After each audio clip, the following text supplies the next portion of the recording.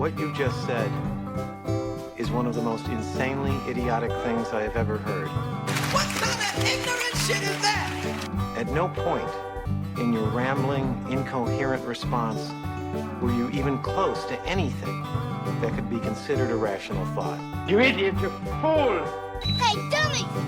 This is the Ignorance is Blessed podcast. Everyone in this room is now dumber for having listened to it. All right, well, we're rolling. Hey, idiots. Welcome back to the Ignorance is Blessed podcast. I'm here with host of Dead Talks podcast, David Ferrugio. Did I say that right? I was waiting for that. I was like, should I interrupt? I was like, no, let's see. Let's see Ferrugio. it flows well. It flows like 9/11. Flows like 9/11, Yeah. which we were heavily talking about, and we will continue to talk about throughout this episode because he thinks it's a hoax. I'm kidding. I'm so sorry. I'm so fucked up. His dad died in 9/11, you guys, and that's not how I should deliver that news. Hi. I mean, it was better than it was delivered to me, I guess. So don't feel too bad. Oh my God. Okay, so wait, I'm going to open with a question that shouldn't be this early in the podcast, but I want a consensus on this. I want your opinion too, Elliot, behind the camera. As Americans, we have like a limited lens on how other people, what news they receive. And maybe you have more insight because you're close to the tragedy. Is 9/11 considered an international tragedy? Yes. Like, not that anyone consider it not a tragedy. Do people know about it? Like I mean, do people? That's what I mean. It's not. I'm not going. Are some people still? Did they love it? No, but like, I feel like the people that don't know about it were born on 2001. that's true. Yeah. Anyone after that is just like, oh, it's a thing I heard of. It is weird to think about distance of. It's pretty international. I think it goes like Michael Jordan, 9/11. Like I think the world knows. Yeah. Okay. That's good. It's good to put those things together. Cut to the Michael Jordan meme crying about 9/11. Thank you. Yeah, it's just one of those where I'm like, God, America is such a. I feel like we're out of the loop so often on international shit. I don't know about that. I don't think Or like our public school systems, not us. I think like we're usually in the loop because we're like creating. Well, we the loop. create a loop. Yeah. I just figure it's like how many. We are the loop. We're in a loop. We are the loop. Oh my God, we are the loop. We're both on acid, and we just like the rest of the podcast is us just staring into the camera. Yeah, that like Claritin you gave me was actually LSD. Oh shit, it might have been. Yeah, that's okay. So at least it's non-drowsy. That's how I travel with them. That's how I travel with my acid. I make it look like allergy pills. I have a very allergy appearance. People are like, these are for sure. An allergy appearance? Julie, What are you? I'm Jewish. They're like, she sneezes. I was like, puffy? What does they that just TSA hears me come, and I go, which line do I go into? And they're like, all right, don't check the allergy pills. They're definitely allergy pills. So why are we here? We're here for me to talk to you about these allergy pills. I start selling you allergy pills. Okay, you have a podcast that's about death. Mm-hmm. And I assume... Was I supposed to go from there? Go ahead. No.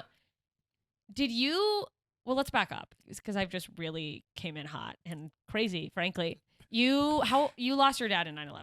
Correct. Is it inappropriate to get into logistics? Was he in a building or in a plane? Oh, they're like how the terrorists accomplished their mission. Yeah. I don't really know what happened. Okay, for those who might not know what 9/11 is, could we start? I'm kidding. We're not going to go that. If you don't know that, sometimes I do go that basic with guests. But who's they? It just like. Oh, okay, like literally. Okay. Well, like September sometimes 11th, I'll go, well, what is Christianity or what? But I guess if you don't know what 9/11 is at this point, you're probably not going to be interested in this episode. Yeah, you're going to skip it. You don't have to explain. Thanks. And frankly, if you're like really, man, I hope no one's like, oh yeah, 9/11. Well, I love how you start off hot with a hoax, and now you want me to explain the logistics of 9/11. So you guys, he doesn't think. I mean, no one. It's not okay. I made it weird. You meant like my day? Yeah, like you don't have to walk through the whole day. I don't want to like fully trigger you. You trigger me. I really just was like, was he in a plane or was he in the building? He was in the building. Why am I laughing? It's because it's so uncomfortable and I feel so bad. Where did he work? He worked the 105th floor of World Trade Center 1. So the first building that was hit and the second one that went down, he was on the 105th floor. So he went down with the building. Oh, wow. So they say. What company did he work for? Cantor Fitzgerald. And from my understanding, I'm pretty sure Cantor Fitzgerald was the company that lost the most people. Not that that means anything. I mean, it didn't come with the medal, Was but there a competition? I mean, well, it makes sense because Cantor Fitzgerald, I'm pretty sure I don't know if it was just the 105th floor or They a had, couple like, a floors, lot but they of were offices. so high up. It's like Is it that- was a bad situation. That's like a finance something. Where are you going with that? What is Cantor Fitzgerald? It's a Let me brokerage. ask the least important question Yeah. of all of this. I mean, there's still Cantor Fitzgerald is still around. I mean, my dad was a stockbroker. Okay, I just want to paint a picture. Paint it, or I How- should paint it. Yeah. Well, how old were you? I was 12 years old at the time, so I was in 7th grade. 7th grade. 7th grade. I'm gonna ask a question that might be stupid because my timeline of 9/11 is skewed because I lived in Alaska. So Oh. I was getting news at like a weird hour. Were you already in school? So the September 11th attacks happened. I believe the first plane hit my dad's building around like 8:40 something. I think I want to say 8:46. Okay. So I was already in school when this happened, and then when the timeline quickly goes was I was in first period. My buddy Jeff rolled up late as he always was, and I guess it might have been like 9:20 or whatever it was, enough time for him to see the footage on the news and then make it to first period. And then he knew my dad worked in the towers, and he was like, "Hey, doesn't your dad work in the World Trade Center?" I'm like, "Yeah, why?" He said there was a plane that flew into the building. And at that point, it was just a wild ass statement. So So you're like, Jeff. yeah, no, I didn't even. I thought he was just like walking in stoned and mixed sitcoms, and he just told me, yeah, that happened. I was like trying to compute it. Didn't I was like, what? And I tried getting to the office to make a phone call, and the school didn't let me make a phone call. So What? So long story long, I went through the whole school day not knowing what was happening. My mom and my family made the choice to leave me in school, which, what are they going to pull me into the chaos of not, it was still Of not happening. knowing. So she just they left me in school. Let me. They go through didn't the let day. you call anyone? Which is weird, but also Middletown, where I'm raised, a big commuter town, so like a high majority go to the city to work. So other people are getting called down. So I think there were other families that were correlated to the attacks and a family in the city. So I think just a lot was happening, and by allowing me to pick up the phone, who knows if I would have went back to school and told everything. It was just a lot. They didn't know what to do. We don't want kids misconstruing the story or like scaring other kids, or you don't know. We don't know why. It's I don't just- know. Yeah, that's what happened. That's They're just just what like, happened. deal with it. Yeah, literally. You're like, all right. And so I was speculating the whole day. I didn't know what that meant. I didn't know it was serious. And then I had to go home after school, walked with my best friend James, and I remember going around the bend to where I could finally see my house. There were a bunch of cars outside, and that's where I first knew. All right, it's Something 3 o'clock in bad the happened. afternoon. Yeah, but I mentioned this prior in other episodes and blah blah blah. The weird part was looking back at it. A lot of my processing happened down the road, growing up, becoming older, understanding myself and all that bullshit. Yeah. It was just bizarre, weird thought, thinking that by the time I got home, it was all done. Both towers were already down. My dad was already essentially gone, and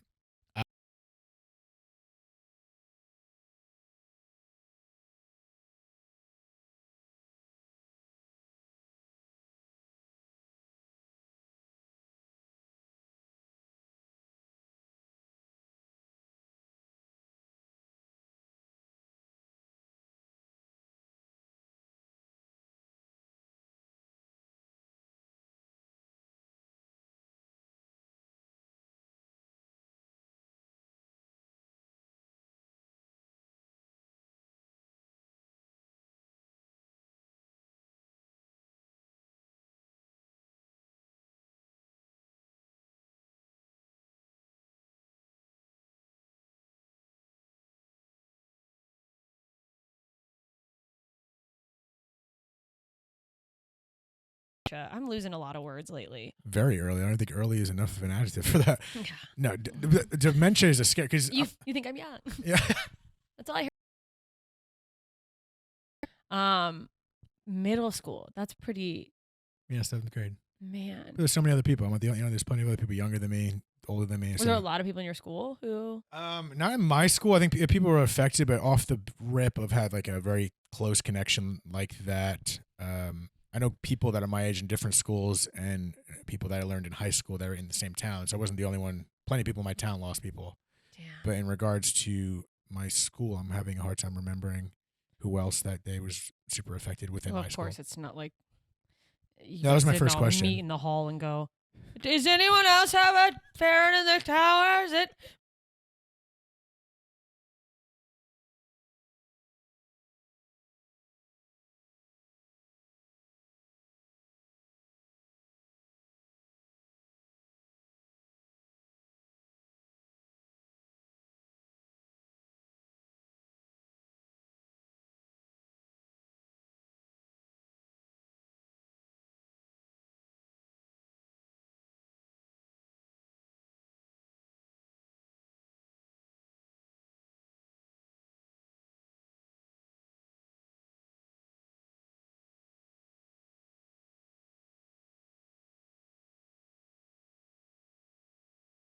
Go listen to my episode on his podcast. But yeah, no, it was like I had a reaction that I was like, oh, I didn't think I would feel this many feelings because you're just like, Yeah, but I think it's interesting because I feel like your grief is almost grieving the loss of what you didn't have.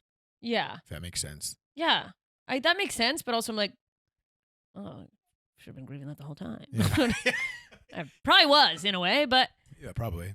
so I want to ask you more, like the reason I wanted to have you on is like about like just your relationship to death and why you kind of started exploring it more versus I'm not just like the 9/11 guest who just, You're Pete Davidson me right now. do you ever what do you think about Pete Davidson? What do I think about him? I mean, Yeah. besides the fact that I don't know. Are you like, damn, I should have done that? Yeah, I was a little late.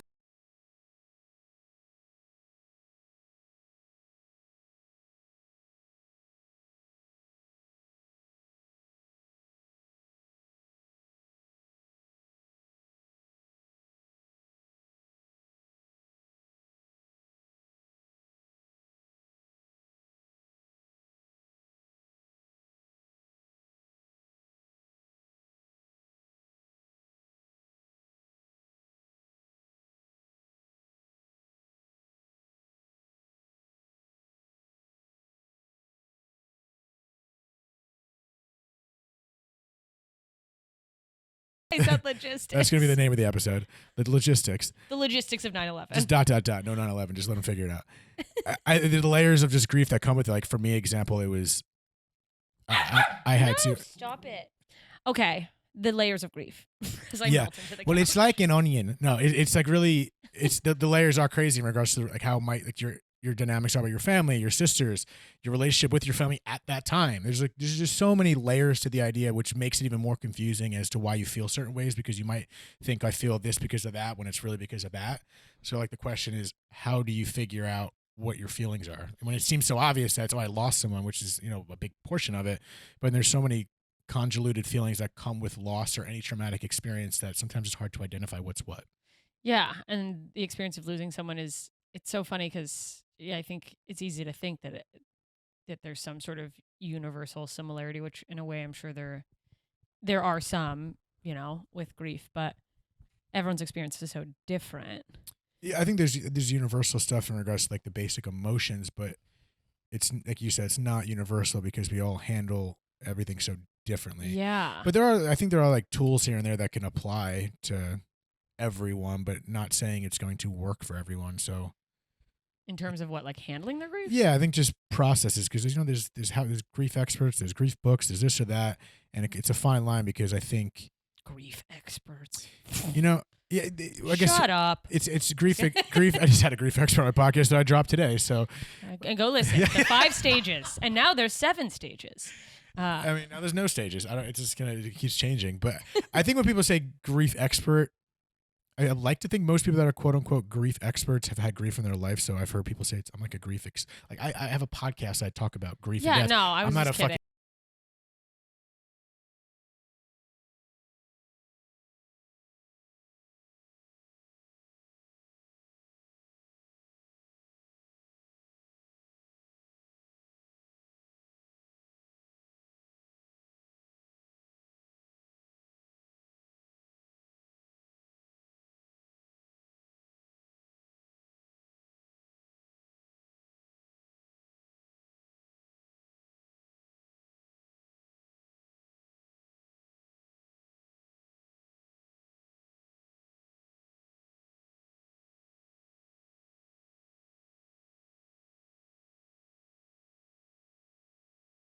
kidding. I don't know if just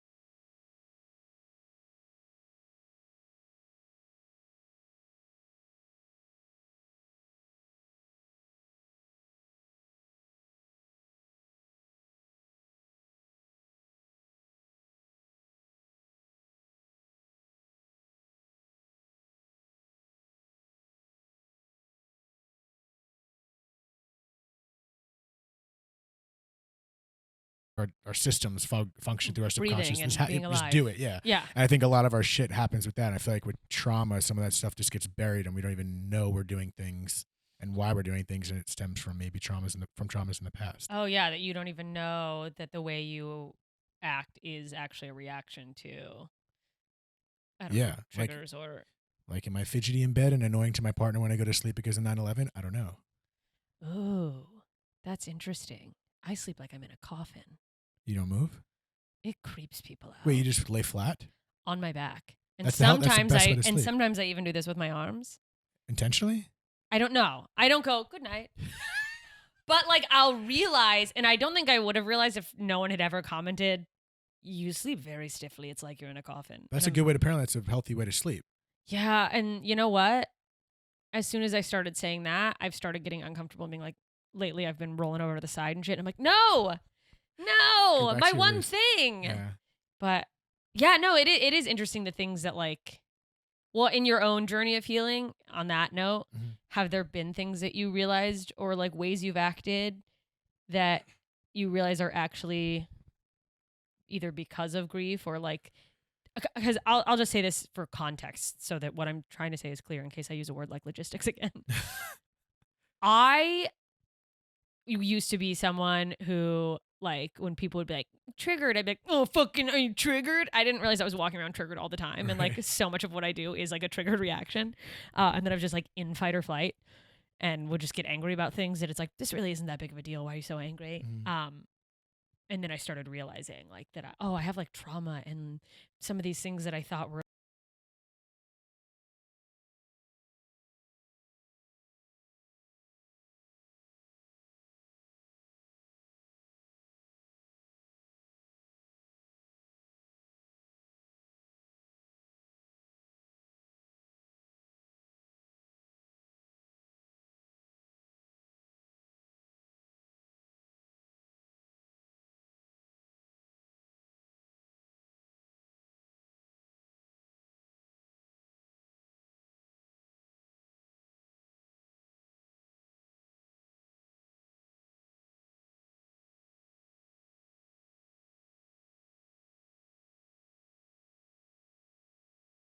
It's a double-edged sword. Because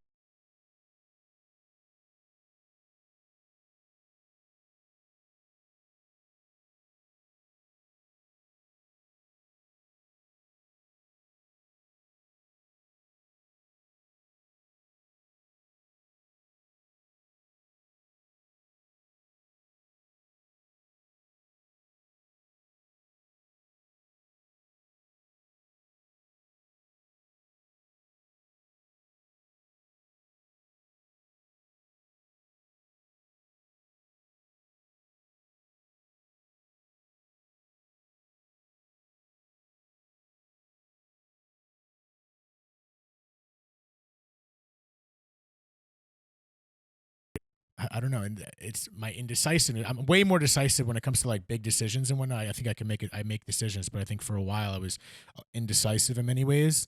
So then I'm like, but is my small decisions, like a life partner. yeah small exactly. That's what I mean. Like my big decision.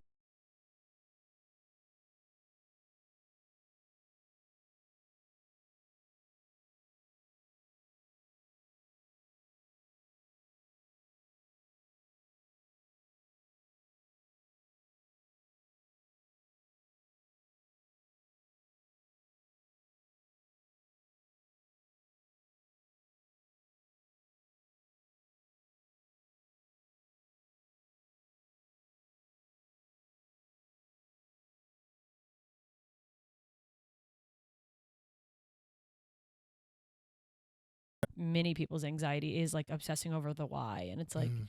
you don't always need the answer. Just like, oh, this is the thing.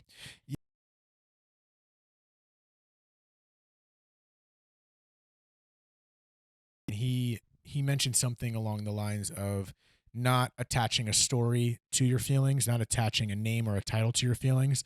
And I've heard this through multiple people. I was listening to like Alan Watts recently, who kind of talks about the process of if you feel an emotion, and it kind of works for me when I'm still like kind of finding pockets as of recently, is when you feel an emotion, just try it out. Try not to attach a story to it. Try not to say this is because of that. Try not to even identify it as anger. Try not to identify as this or whatever the feeling is or where you might think it came from, or even if you know where it came from.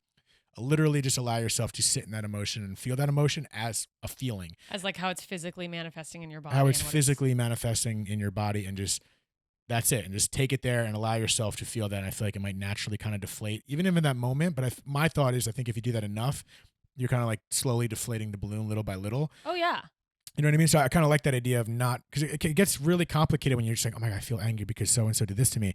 Oh my God, that guy cut me up. You spiral into these thoughts, and that kind of distracts from the purpose of soothing yourself in some weird way. So I think that process of allowing yourself to feel it, as cliche as that sounds, and not put a title to it, not identify it or attach a story, is a good way of just allowing your body to process the feeling as it should. Yeah. That's like that's a big thing in Vipassana meditation, of just like observing what comes up. You're the observer. Yeah. And it upset, but it's, and my theory with that is, which I may be paraphrasing, is I feel like it, as the observer. So if you're an observer observing anything, you're separate from that, right? Yeah. So if you observe your emotions, you're separate from your emotions. So if you deduce from there saying, I'm separate from my emotions are not me, therefore that I can't identify as that emotion. That's just something I'm feeling right now. Yeah. And that separation is important, is real. Yeah.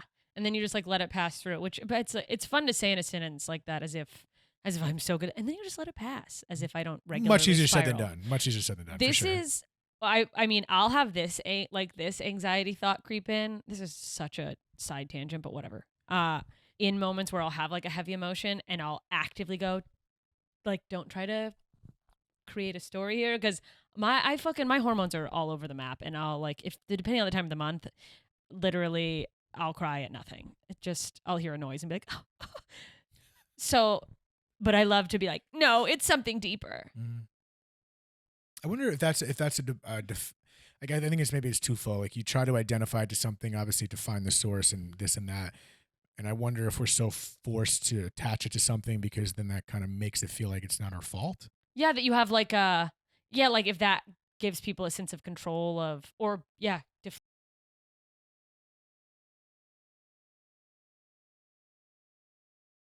just needs to release. We have an obsession with needing to know. Yeah, no, why is... Why? If you don't know, it's like, that's fear-based and all that shit. Oh, yeah. It's scary not to know, but it's nice. It's freedom not to care. So, yeah, it's like letting go of, even if this is because someone did something to me.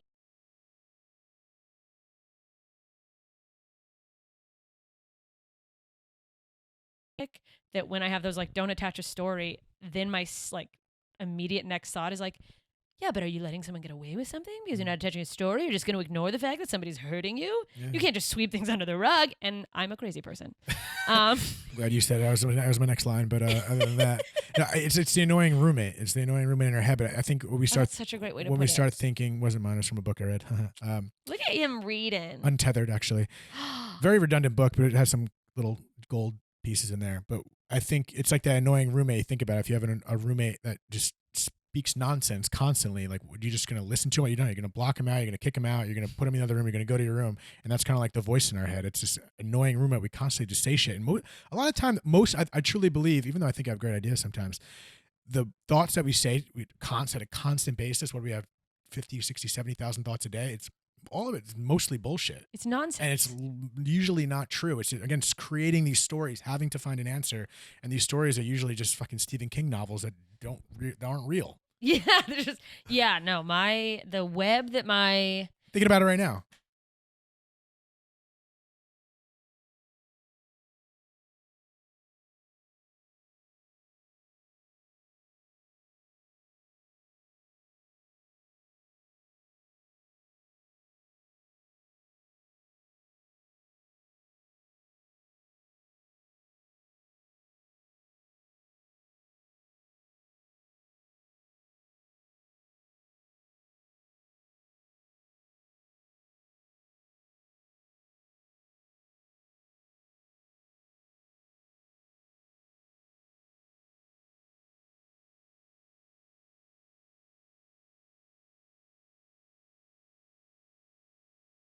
I don't want to be rude, but your life is a lie. Okay. Fuck, I forgot what we were even going to get back into. We're talking about the annoying roommate. I don't know if that helps. Yeah. That is my roommate's roommate for her.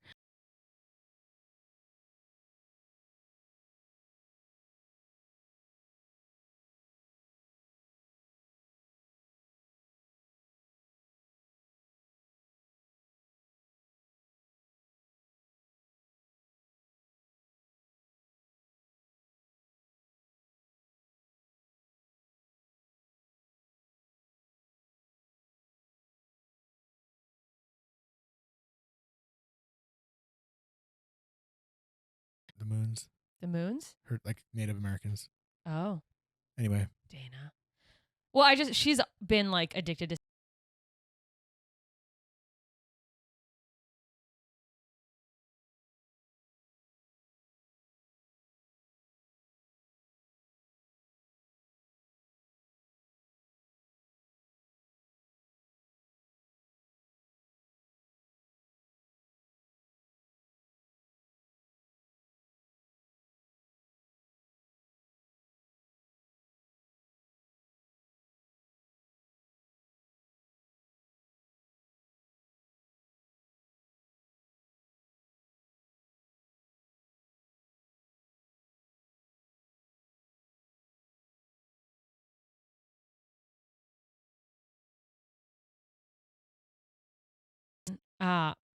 Or like had a thought of, but what does this mean? And it doesn't change your fundamental opinion on something, but sometimes you go, but what about this?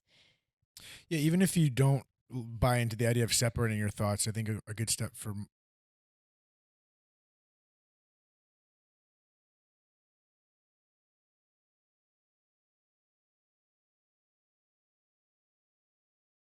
and if you think all your ideas right, that's a whole other rabbit hole of shit you got to figure out. That you're in a dark place. So you think about it like that. If I'm not constantly right, then why do I have to be right about how I think about myself? Yeah, if I've been wrong about other things, why isn't there a possibility that I could be wrong about how I'm feeling about Yeah, it's a possibility. thing?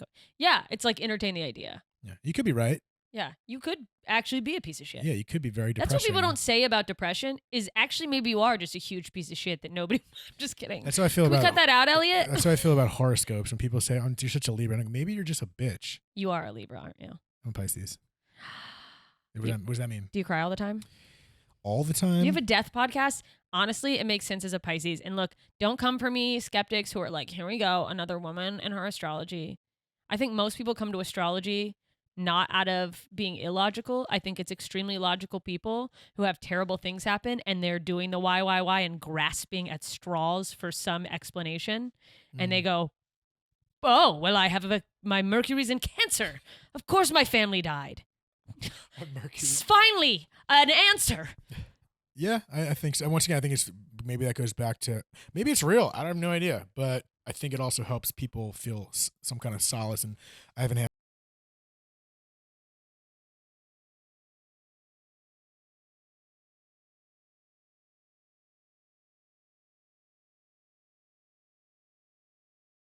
People are so afraid to do that. That's the whole reason I started this podcast is to be like, hey, well, a lot of us don't know shit about shit, so let's fucking talk about it instead of being like, yeah, I get it, man. Yeah. And in your head, you're like, I don't get it. I don't know what he's talking about with them thoughts and them. Okay, well, Them thoughts. he's got all these thoughts and they're separate from his head and it don't make no damn sense to me. Separate from his head? You say separate from his head? Okay. But what I want to talk about is because so you have a podcast and the whole thing is about death. Yeah, I mean, it's called Dead Talks for anyone that doesn't know. Yes, and it's plugged in the show notes or in the YouTube description, wherever, if you're watching, if you're listening. You know, I was talking to my team about just, improving the show, this or that, and some of the things that came up were he's like really narrowing down what the podcast is about. But I'm like, the podcast is about death. Do you need to get more narrow? Well, I mean, I see where they're coming from and coming now within the conversation because my conversations are all over the place. Like it's definitely heavy grief focus, a lot of grief stories and who you've lost, but I've had near death experiences on. I'm having someone on tonight to talk about. He's a relationship expert, and we're just talking about loss in relationship standards. Like So it's an exploratory conversation about the grief, death of a partner. Loss is different types of loss, but this is the first time I'm kind of tapping into relationships. I've always been heavy on biological death, but it's a podcast that normalizes the conversation about death, which I just think is important because people don't talk about it. People talk about it, but it's like the most common thing in the world. Yeah, and people are so uncomfortable to like talk to someone about their loss or about their loss that they've experienced, like their own loss. Sorry. Why? Saying sorry. Because I went their loss or their loss. Oh. I don't know why. I'm sorry all the time. I'm Is a that woman. a gender thing or a grammatical question? I just meant like people are uncomfortable to talk to other people about someone they've lost, but they're also uncomfortable talking about their own losses. Yeah, for sure. And just the ideation of death. It's like a lot of my audience, I think, have experienced loss, but I would love to tap into an audience because we're talking. The conversations are a lot like how we're talking. We're just chopping it up. Yeah. And so it may seem morbid, but it's just a conversation about what's going to happen to you. But it also, the conversation of death is a conversation about life, because the ways people persevere through loss and stuff that even you've experienced that we talked about in our episode can be applied to so many different avenues of life, because there's trauma. Yeah. And just fucking bullet and just shit that we go through and makes us sad, and how you work through that is applicable. Yeah. Not apples to apples. But we were at the bar a couple of weeks ago, real quick, and we started talking to this girl and her friend, and my Babes. somehow babes. It's the worst. Hey, you guys and, like death? Wait, can I change it to just a guy now, just so we don't have to go that? Sorry. Just kidding.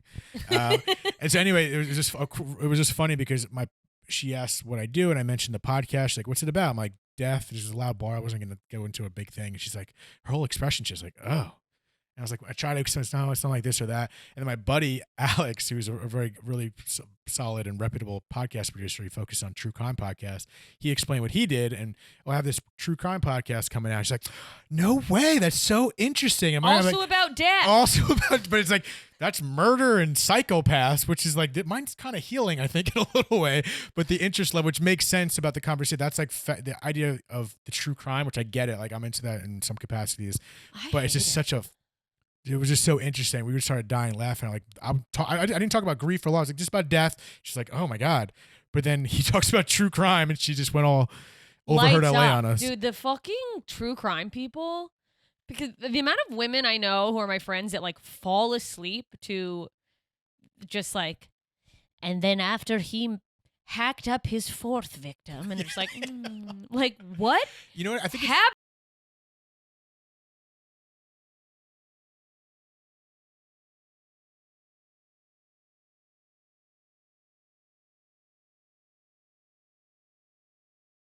and bombing, and then as we're watching it, which is very heavy, obviously, and she was like, "Oh God, can we change? Like that's fair." And then as we were changing it, we changed it to a true crime documentary. I was like Ted Bundy or something. I'm like, How is what? this? Like this is terrifying and not good either. But it was just there's like some kind of psychological difference there. Yeah, I don't know what it is. I think because I've had friends involved in true crime scenarios that I go like, this is not entertaining to me. I don't know why you enjoy this stuff. Like, it's just so funny to me. And also that reaction is like, what did she think? Did she suddenly picture you as like a gothic man who's like, I just love dead things? I don't know. Yeah, I mean, it just speaks to your point of why you want to talk about it, because people are so... Yeah, and I think it's interesting. You just people sharing stories, and again, it's heavy on the grief, but I've had biologists on, I have comedians on like you, so it's just a down-to-earth conversation. And we all know someone who's grieving for the most part, just lost someone, or you're going to go through it. So it's just normalizing the conversation, talking about it from a non-expertise position. Just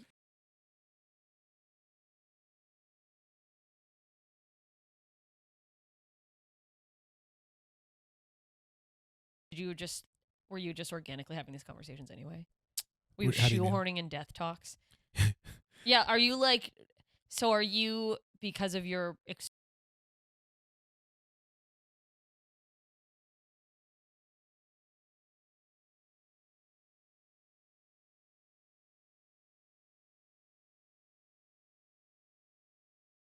my teens, I always felt like I was going to talk about it, but I didn't know how. And then eventually, maybe it was because I was someone who didn't open up for my mom, and then now I have a podcast about it, so I'm cool talking about it. So I think it was a correlation to my own journey of just, oh, this is,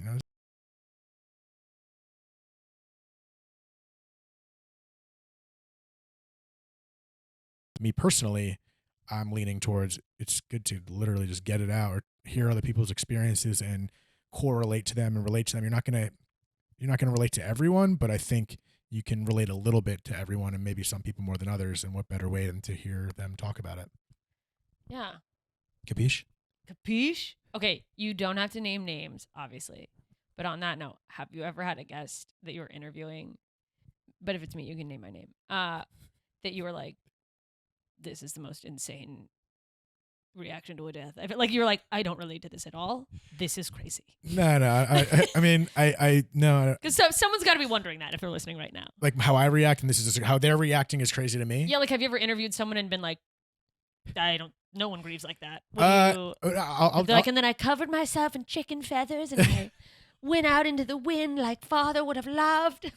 I cut out 2 holes in my bologna and threw it on my nose. No, I think I'll say his name because he's awesome.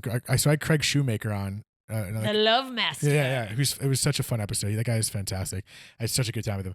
And he's had some wild ass, like very traumatic, wild ass. Like he was talking about like kidnapping and cult leaders in his family and stuff like that. And he was just so. It wasn't like it was just interesting to me because he was so accepting of it. And I think he's just worked a lot of it out, and now he's turning his own trauma and comedy into healing in many ways. Like.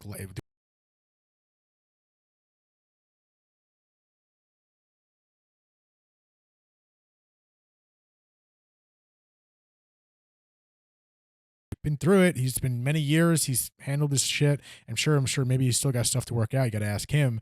But I think me watching it, I was like impressed with his reactions. I relate to that idea of leaning on laughter and just being so objective about it. Yeah. So to me, it wasn't bizarre, but it was fascinating because he's been through some shit. But the way he handled to me was just so amazing. And I saw a lot of those reactions in the comment section. Like, what the hell is this guy laughing about kidnapping and pedophilia and cults and stuff like that, which I get. I'm so fucked up. There you go. So like, God, you just was such a laundry list in one episode. But yeah, the way he handled it was pretty wild because he was so relatively cool, calm, and collected, and just turned it into something brighter. Yeah.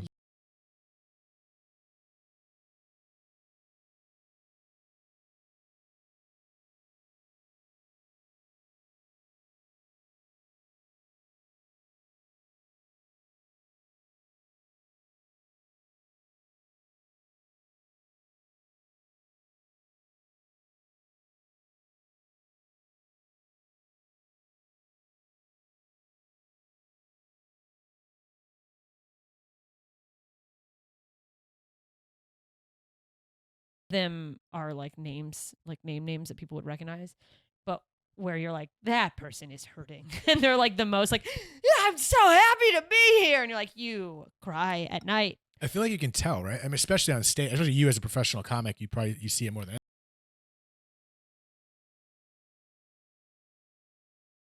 You are holding on by a thread, and you see that in real life too. People talk about things. I think if you're intuitive enough, which some people just aren't. I'm not saying I am, but I you probably are. I think I am. If you've managed to continue having a podcast about death, I feel like it's at a certain point people will be like, "Hey, I don't want to watch this anymore. This guy creeps me out."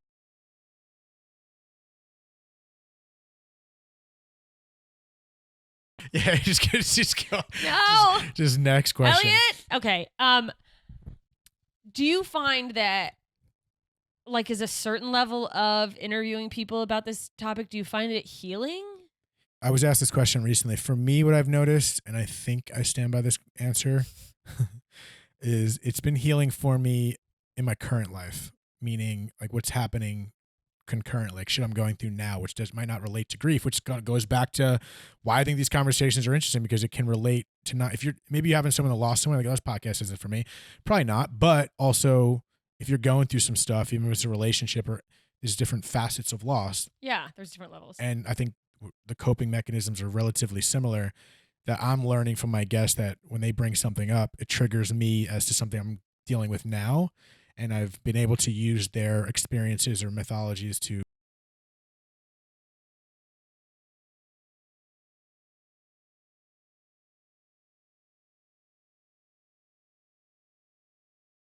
these conversations through learning from people has helped me in my life right now that has nothing to do with my dad. With, like, the trauma, it's just like day to day or like some current situation.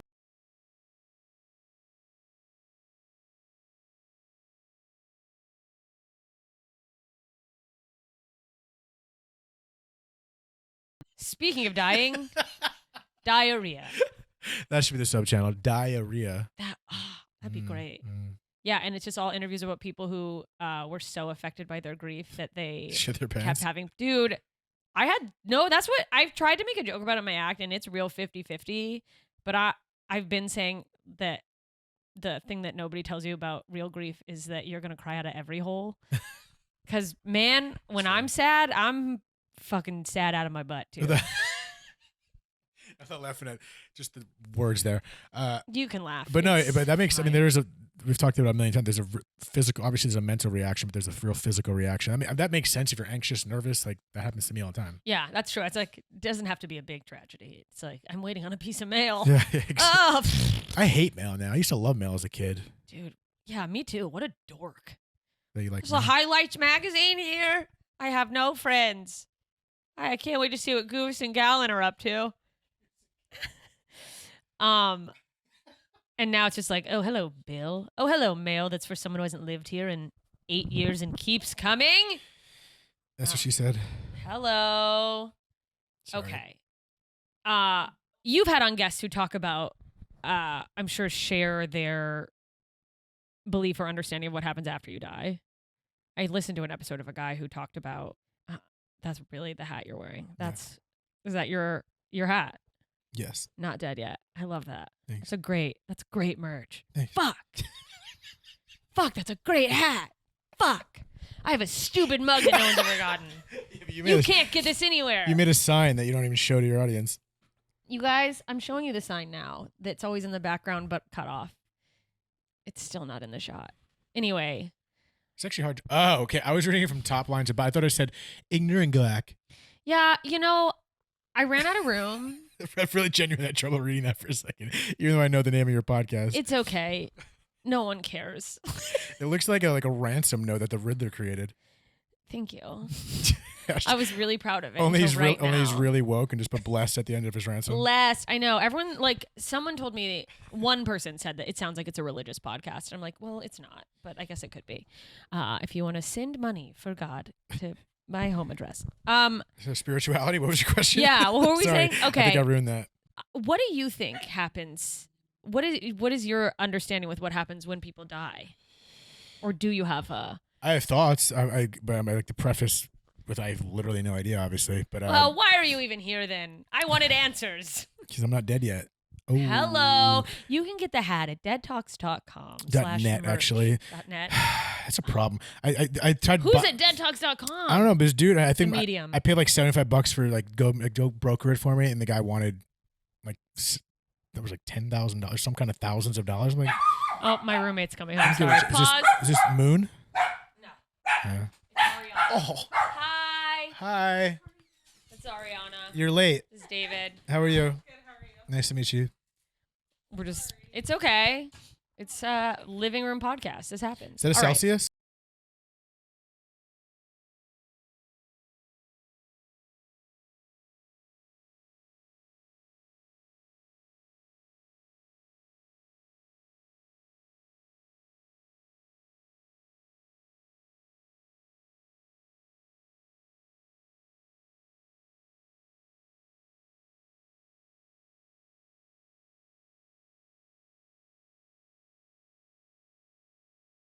Bye, nice to Wait, meet are you leaving?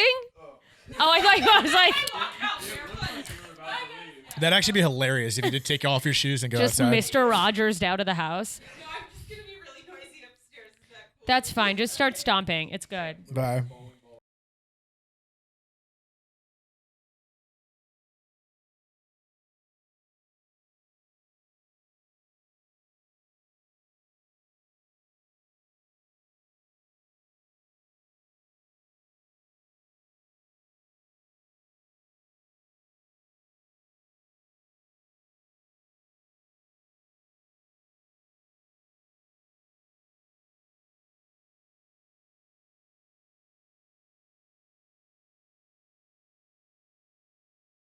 Yeah, are we aware that we're energy? That I don't know.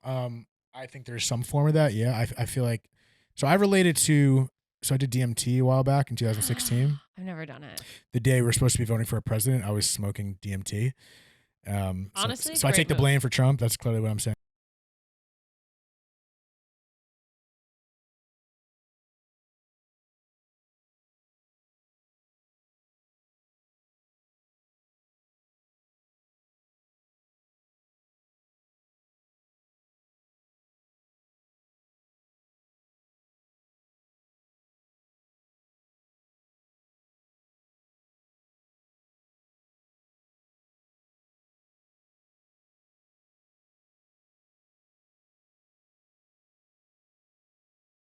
Have all the answers, even if we have no questions, or if you have all questions, you're gonna have all the answers. It's just a knowingness, a peacefulness, a utopia of just all is good. Like literally nothing. Everything's great. So I think we do continue on, except by definition, I think I've gotten trashed like this online, but by definition, if we are energy, and that Albert Einstein dude said if energy cannot be created nor destroyed, and we are by definition energy, then we're continuing on.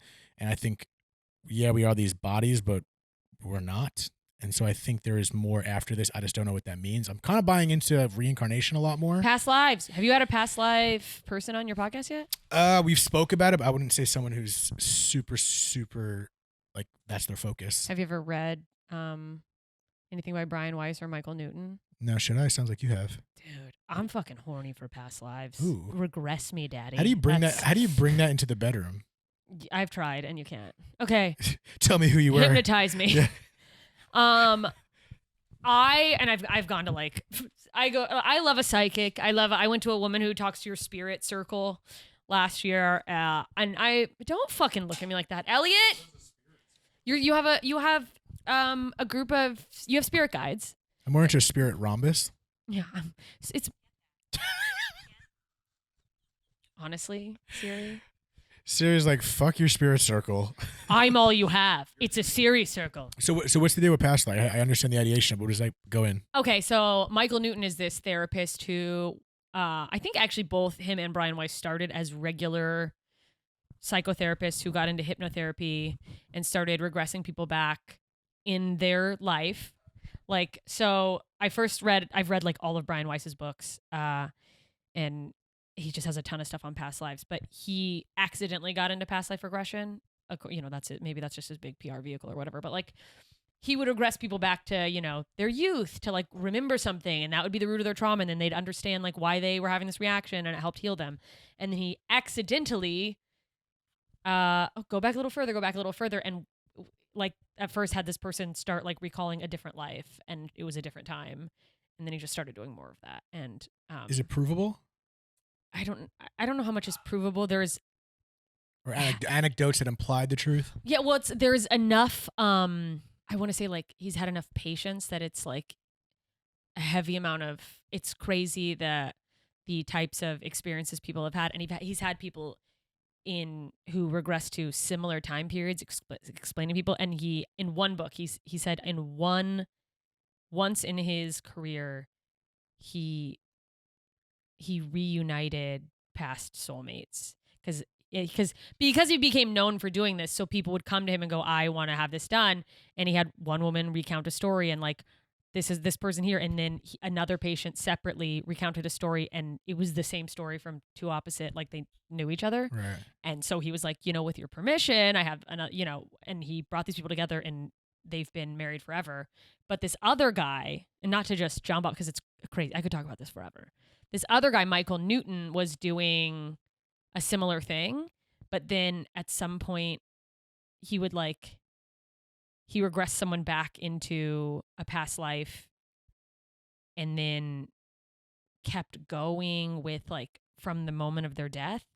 And he basically was able to get them to, while they're under hypnosis, talk about their experience of what happened after they died. Oh, so his whole quote expertise, and he has 2 books on it, Journey of Souls and Destiny of Souls, is these piles and piles of interviews of people talking about the in-between of lives.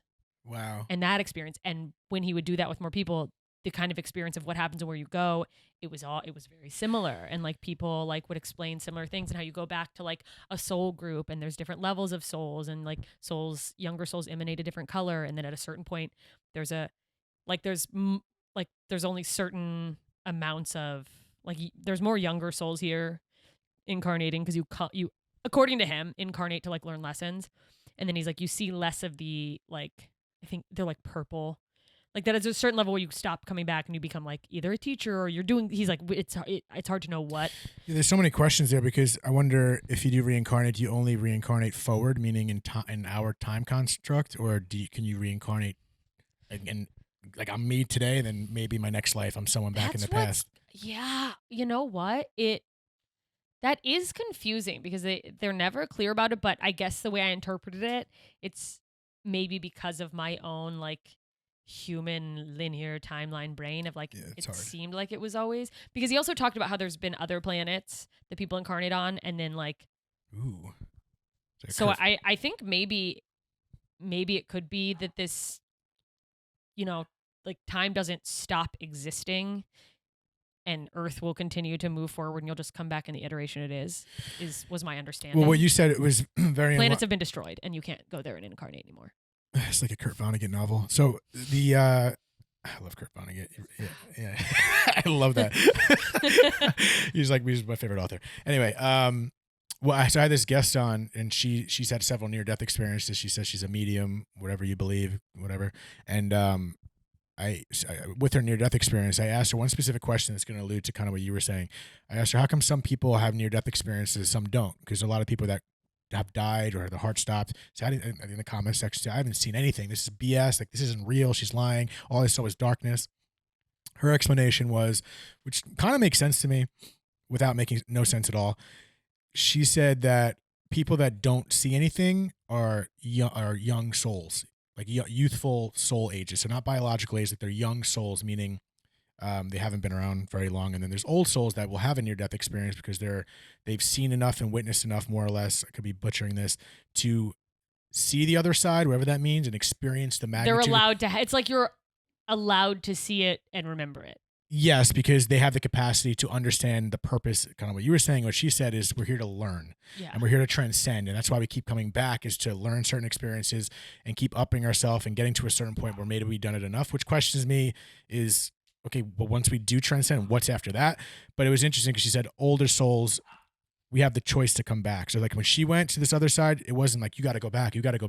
It was, you have the choice to come back. And she had the cognitive, if you want to call it cognitive, the thought to say, I still have things to take care of. I still have things to learn. So she came back. Because if you're a young soul, it's like a moth to the flame. Like, it's so magnificent over there that you wouldn't come back. You wouldn't come back. So they prevent you from stay, whatever that means. When you don't see anything.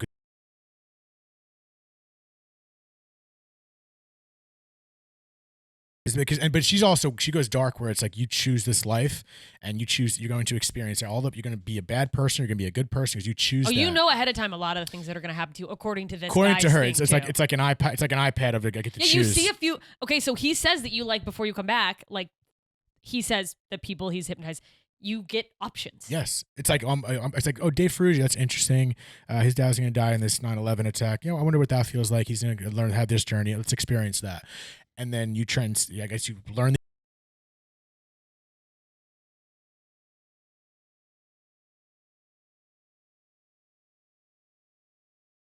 If you think about the way we live our life, this is how I think about it, is we're kind of within this microscopic lens of our life, me and you, we're kind of trying to transcend, right? We're trying to grow. We're trying to be quote unquote successful. We're trying to do this or that. We're trying to be a better person. So we're kind of trying to grow and transcend within this one life that we think we have. Yeah. So just extrapolate that to multiple lives, and we're constantly trying to, like, upgrade our soul in some way, if that's real. So we're constantly already doing that in this one life. So I just, like, extrapolate that. Maybe there's just a bigger transcendence that we're doing. We're just not aware of it. Maybe. Yeah, that's so funny, because the thing you said about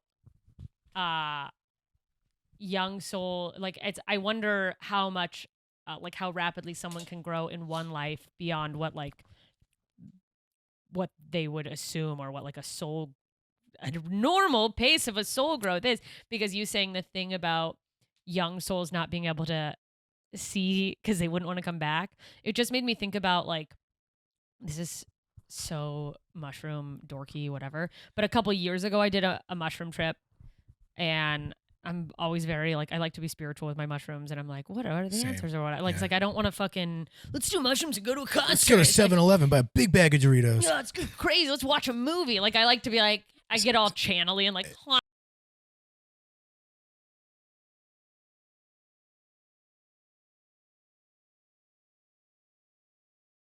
and then as I was coming down, felt very sad, of, like, very much like, well, I like that. I want that. I'm missing something. Like, and I do have a feeling of, when I get really high on mushrooms, I will talk to the stars. It sounds insane if you haven't done mushrooms. Like, not out loud too much, probably, but no, just, it's like you have a talk out loud. I connection. get it. Yeah. But it is like, the first time I ever had the first time I ever did mushrooms was the first time I had a feeling of, is this what people mean when they go, like, it felt like coming home? Like, part of me thinks, if there are soul families or whatever, most of mine is gone. Yeah. And because I'll just feel like connected with the thing that I don't feel down here, but it's also this big universal oneness or whatever.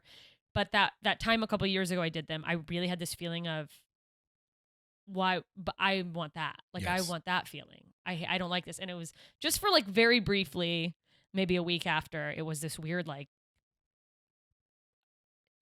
it almost being suicidal, but in a weird. Apparently that's common though. It's like a hangover almost, because people Yeah. have these near-death experiences. There is so quick again. You can veer off this topic if you want, but my mom had an experience like that. So this past July, which I think was after we spoke before that. Yeah, and, when I was like, want to come to my birthday? Oh, your mom's dying? Yeah.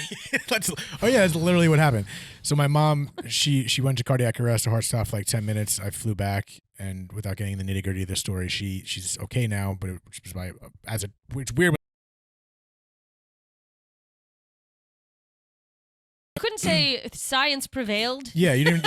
It was. Dude, I hate like a St. Joseph's Hospital. You're like, oh, prayer? Good. But I'm like, oh damn! It was so wild that she survived that even the medical community doesn't want to take credit for it. That's so yeah, wild. they're it was. like, this, we didn't think it would happen. Yeah, literally.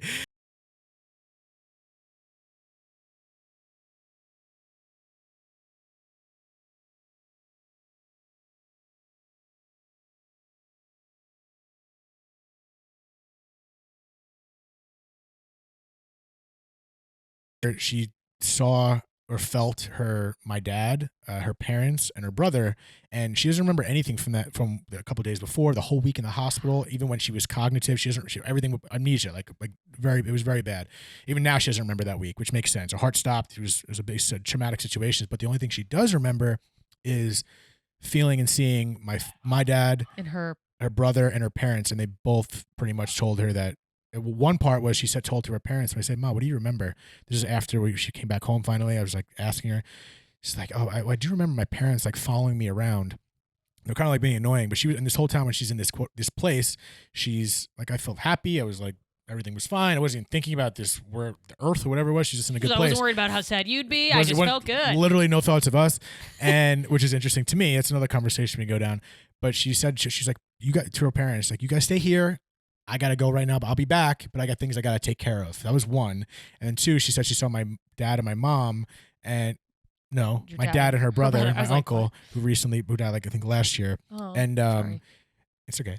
And it's not okay, but and they said to her, like, you got to go. Like, it's You're not, not- essentially you're like not your time right now. And but her response was, I was like, yeah, I know. I'm just kind of like looking around. She's like, I know I got to go back, but I'm just kind of like checking this place out. That's like Get how a she vibe. felt. It's just vibe check straight up, and whatever the hell it was.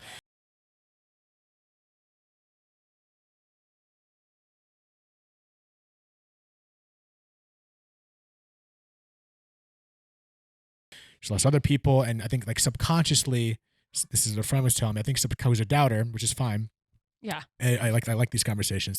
He was like, I think it's just a subconscious thing. Like, she misses your dad. He was just thinking about your dad, which makes sense. Maybe when we get to that point, it's just our brains tricking us, this or that. But I'm like, my thought is, how come her story and all these stories So similar. are not just similar, but they're always deceased loved ones? Like, I know my mom, if she was consciously or subconsciously thinking, You would've she's been thinking there. about me, Yeah. my sisters, her nieces, her Yeah, there's like her- never anyone who's not. Yeah, she's thinking about. Gone. Granted, yeah, she missed my dad. Sure, it was X years ago. Sure, she's thinking about it, but she's visiting us. It's like, how come all these stories, most of them, statistically, you would think someone's thinking about what's going on in their life now, but it's always deceased loved ones. Yeah. So just on a statistical basis, I'm like, that's questionable. That's crazy. Yeah. Well, and that's what I was going to say is that I just did a mushroom trip. This is not at all the same, but to circle it back to when you were saying like, and she's like, it felt good. I didn't feel any type of sadness. Yeah. I did shrooms like a month ago, and I had a feeling of like, just like a whole bliss. Like it honestly, I felt like I can't explain it. It felt like a friend sat down next to me for a little while and was trying to have like a really on earth mushrooms conversation about like why she's so anxious and stuff. And I was like, oh no. But I was like, I'm sorry if I'm not making any sense. I'm time traveling. But like, I was just like rapidly, I don't know. I was just in this space of peace. And then because on mushrooms, and for those who don't know, it's kind of, it's in waves. Like you'll get really high and then kind of be like, oh, okay, oh, reality. Oh, bye. So, but I would be in such peace and just knowing of like, everyone's everything's great, everything's good, everyone's gonna be okay. Like when they get through whatever they're gonna get through. It was just this very peaceful place, and also having moments of like gratitude for the like people in my life, but just like not worried. Yeah. And then I would come down and be kind of like, I feel bad that I like didn't actually think about anyone who's in my life, and like, because it did feel like this like dying. I didn't go like, are they gonna be okay without me? I just was like, I'm gone. Well, that makes sense too, because I've heard the same thing where it's when she, I guess I forget which, I've had several near death experiences on my episode, but there's a lot of similarities where it's they're in this place, and one of them did have a thought about their kids, but they weren't works. They're like she was so like, this is everything is going to be okay, that she wasn't even worried about her kids. Like they're going to be at the same place, and it's all good. It's literally all good. Yeah, like it all makes good. sense. And it's so hard to compute. Yeah. And I couldn't even like keep up with my thoughts because I was having almost these like, it did feel like, it's not like I was having visualizations of like past lives, but I was feeling this like connectivity to people in a deeper way of like, oh, I feel like our souls have known each other longer or whatever. But then I don't know. It's just weird. And I didn't have, I only say this to say, when it was over, I wasn't having the feeling I had a couple years ago where I was like, I want to be there. I just was like, cool, that was great. I got to like kind of temporarily go there, and I know that's there, and this is the unique experience. Yeah, and that's that weird it's to think. interesting, like to, I don't know, the growth for me personally, just like to go like, oh, I'm not like, yeah, I want that.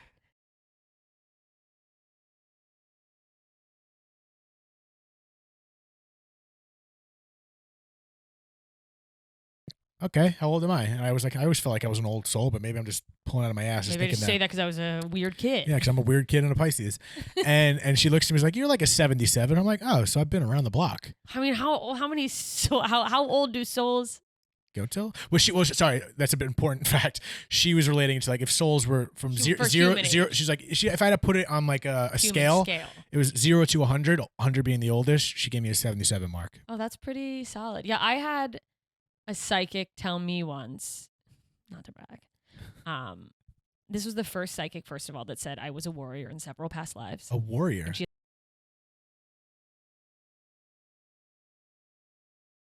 Past life injuries. Imagine that was a business, like past life dermatology. Oh, honestly, it might be. I mean, you say that it's LA. I'm sure it is. I'm going to try to get veterans benefits. And she was like, but now you're not a warrior, a healer, and you use your words. She had no idea what I did. And she's like, but be careful because your words can be weapons. And I was like, whoa. She told me I have like, she's like, you are on the path. This is so gross saying out loud. And that's because she's like, you're on the path to becoming an ascended master, which is a psychotic term. But because then she goes like Buddha, Jesus, Abraham Lincoln. I was like, Abraham Lincoln? We're just giving out upper level citizenship here.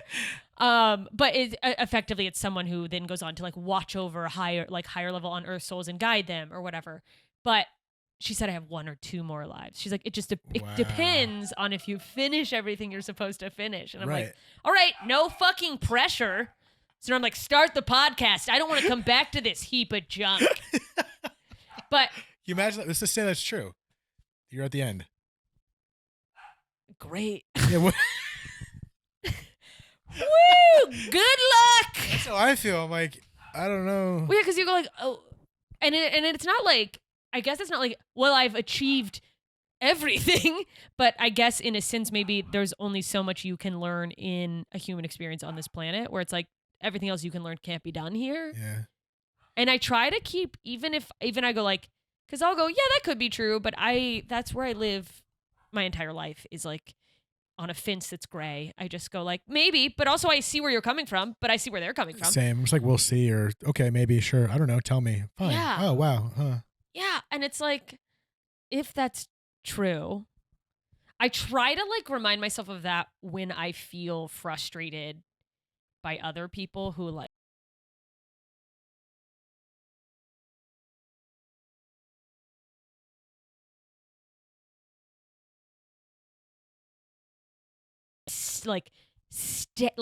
stubbornly refusing to even see another perspective, the kind of people that's just the way it is. And it's not always Southern people. I'm sorry I did that.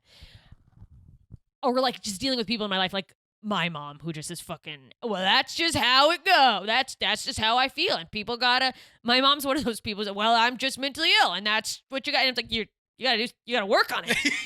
You just, what? Well, I'm an alcoholic. What do you expect? And you're like, what? You know that, but you're not. Sometimes ignorance is not blessed. No, it's not. And that's the whole irony of this, and Yeah. bliss, whatever. And we know it's wrong. It's the whole point. And people don't always, they think that I don't know that I'm stupid, that it's intentionally stupid. But when I'm at my like best, which is so rarely, but being able to go like, this person genuinely just doesn't know any better. Yes. And like trying to have the perspective of like, and even if it's just a nugget for my own sanity, to be like, they're just a young soul. Yeah. And they just don't understand, and they're fighting things that they don't need to fight, and I can't change them, and I could just hope the best for them, and give them my thoughts and move on or not. But like, it kind of does help me just like not latch on to things that it would otherwise make me angry. I love that. You know, Yeah. where you're like, oh, maybe everyone who thinks war is a good idea is just a really young soul. Even if it's not true, that's like it does. It kind of. It's just like a Band-Aid. Let's just assume that is right. I think that makes sense within that idea. Obviously, I guess within any idea that will make sense because it's within that idea. But it's like some people just, and I'm not saying this is me, but some people just truly just handle things better. Yeah. And it's easy logically like, oh, well, they gone through this, they had these parents, this or that. Sure, but I think there's just some people that have this are just different. Yeah. Just different. Yeah, and maybe it's the souls. Yeah, I think maybe, and it's like it's easy to, I guess, maybe take it for granted if you have.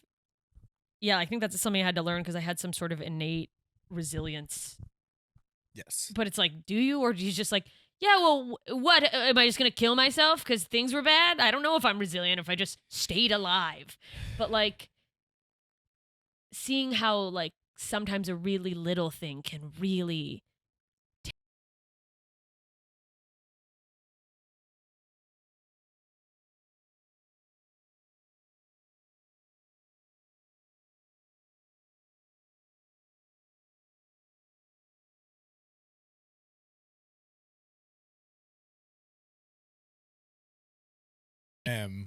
That It is. is. That's the end of the world. It's like a little child throwing a fit on a toy. As an adult, you're like, it's just a toy, let it go.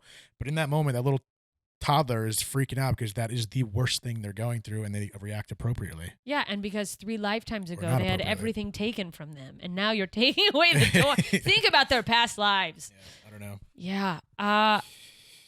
It's just an itch. I could talk about that all day. All right. Well, do you have any like parting? That's not the right words. Any last words? Your final rights. Last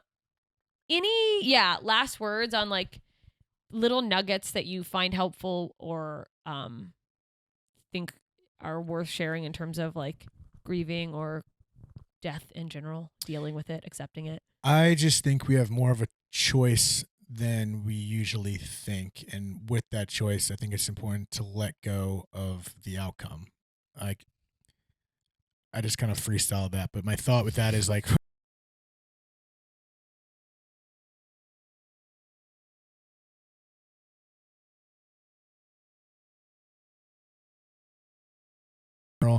your life perspective just gets completely shifted. Yeah. And I think there's many paths you can go on, but the two that I've dumbed it down to is fear and gratitude. And I mean that not in a woo-woo LA way. I mean, for example, like I lost my dad at 12.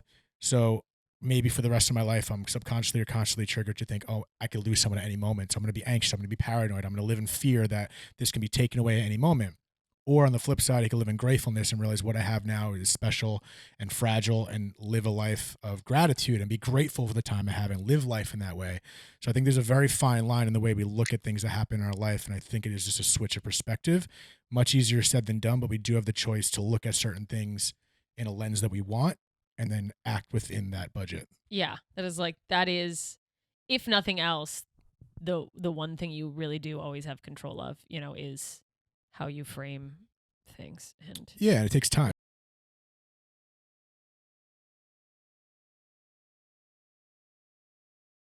got there's this idiot saying this or that. I gotta live like, no, give it time. I need to, the towers didn't just fall down and be like, I'm gonna choose gratefulness. No, it doesn't work Time like to start that. journaling. Time to start dead talks in 12 years. But no, I think it's much easier said than done. But kind of what you said, you could either choose to say this is what it is, or you can kind of work at it. Yeah.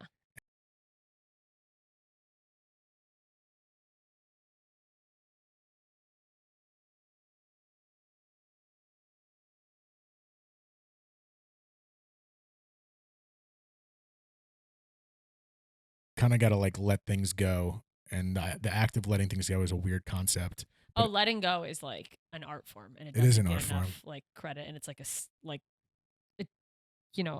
I think it's a skill you can start to build, maybe, but I think it that letting is go like- is what we discussed, and not attaching yourself to it. It's like the rule of unattachment. You just don't attach yourself to things. Yeah. Almost anything. Yeah, which is a wild thing to think about because you're like, yeah, ha ha ha, capitalism, but like, no, yeah, dude. Attachment is such a root of like so much suffering. I know, Where- because I feel with attachment comes expectations, and then if you have expectations, then you're gonna get disappointed. Then Because you've like made part of this fundamentally who you are, especially if it's an outside thing, another person, something you don't have all the control over, which is everything except yourself. But then knowing that you have that control yourself is like, well, let's focus there. And also, I think it's just giving yourself great. I have no idea. We think we know. We have no idea. So let's just float around. What the fuck? You think you know. You have no idea. This is MTV. Thanks for joining me. Thank you Yeah. for letting me have the most ADD conversation about death with you. We're ADD squared out here. Yeah. Yeah. ADD. ADD. Dad. We miss you.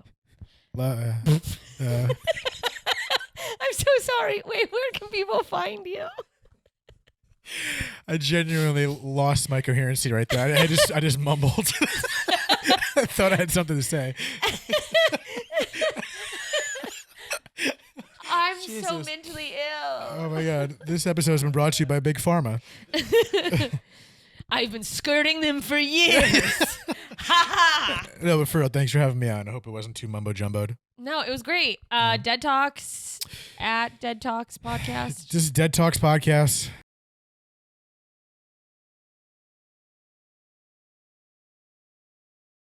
Was hoarding the website. Oh yeah. I mean, how important is .net's annoying. Like, You know what? I think Aesthetically. .net just makes people go, someone's got their nowadays because so many people have dealt with it. They go like, someone got .com. yes. Like, I that's hope what so. I It's do. not like this guy's just saving $20 on the domain at GoDaddy. I mean, or also even if you are. I should get a sponsorship by GoDaddy. We should figure out a GoDaddy Oh, thing. Dad. That's GoDaddy. yeah. Yeah. Dude, they should definitely give you one. Go find my daddy. Yeah. Who is my daddy? Who's my real daddy?